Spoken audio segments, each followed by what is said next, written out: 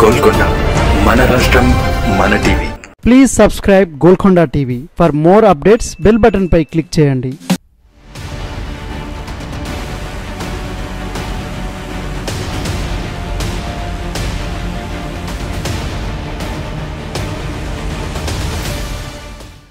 మహబూబ్ నగర్, మల్కాజ్గిరి, నాగర్ కర్నూలు తెలంగాణలో ఉన్న ఈ 3 లోక్సభ స్థానాలలో కాంగ్రెస్ పార్టీ విజయం సాధించడం ముఖ్యమంత్రి రేవంత్కు తప్పనిసరి అవసరంగా మారింది. రేవంత్ ప్రాతినిధ్యం వహిస్తున్న కొడంగల్ నియోజకవర్గం మహబూబ్ నగర్ పరిధిలో, రేవంత్ సొంత ఊరు కొండారెడ్డిపల్లి నాగర్ కర్నూలు పరిధిలో ఉండగా సిట్టింగ్ ఎంపీగా మొన్నటి వరకు మల్కాజ్గిరి నుండి ప్రాతినిధ్యం వహించాడు. దీంతో అందరి చూపులు ఆ నియోజకవర్గాల మీదే ఉన్నాయి. తెలంగాణలో 17 సీట్లకు గాను 14 లోక్సభ సీట్లు లక్ష్యంగా కాంగ్రెస్ పార్టీ ముందుకు సాగుతుంది. మరోవైపు 12 స్థానాలు ఖచ్చితంగా గెలవాలని బీజేపీ పట్టుదలగా ఉంది. అయితే రేవంత్కు మాత్రం ఈ 3 స్థానాలు తప్పనిసరిగా గెలవాల్సిన పరిస్థితి. ఏమాత్రం తేడా వచ్చినా సొంత జిల్లాలోనే ఓడిపోయాడని పార్టీలో ప్రత్యర్థులు ఆయన ముఖ్యమంత్రి స్థానానికి చికాకులు కల్పించవచ్చని భావిస్తున్నారు. మల్కాజ్గిరి నుండి కాంగ్రెస్ తరపున జడ్పీ చైర్మన్ సునీతా మహేందర్ రెడ్డిని నిలబెట్టారు. అక్కడ ఈటెల రాజేందర్ బీజేపీ తరపున, రాగిడి లక్ష్మారెడ్డి బీఆర్ఎస్ తరపున పోటీ చేస్తున్నారు. దేశంలోని అతిపెద్ద నియోజకవర్గమైన నేపథ్యంలో అంగా ఆర్థిక బలాలు పుష్కలంగా ఉన్న మాజీ మంత్రి మహేందర్ రెడ్డి సతీమణిని ఇక్కడ నిలిపారు. 2019 ఎన్నికలలో ఇక్కడ రేవంత్ కేవలం 10 పైచిలుకు ఓట్లతో మాత్రమే గెలిచాడు. ఈసారి కూడా అక్కడ ఉన్న ఆంధ్ర సెటిలర్లు కాంగ్రెస్కు ఓటు వేస్తారన్న ఆశతో ఉన్నారు.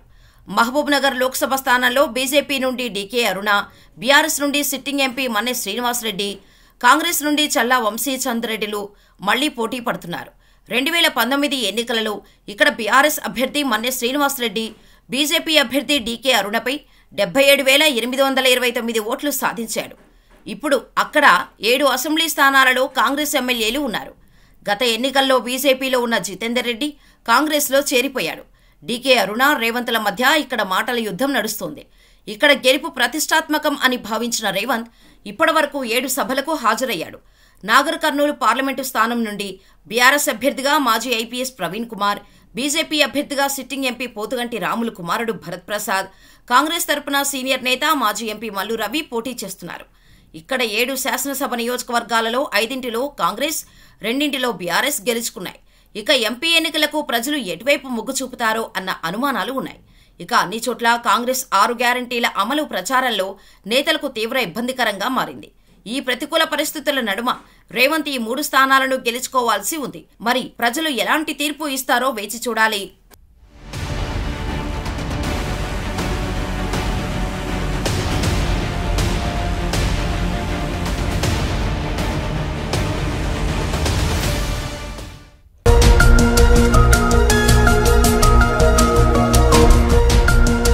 సత్యాలు చెప్పడానికి సాహసం కావాలి.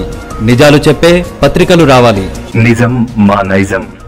మెట్రో పక్క తెలంగాణ దినపత్రిక.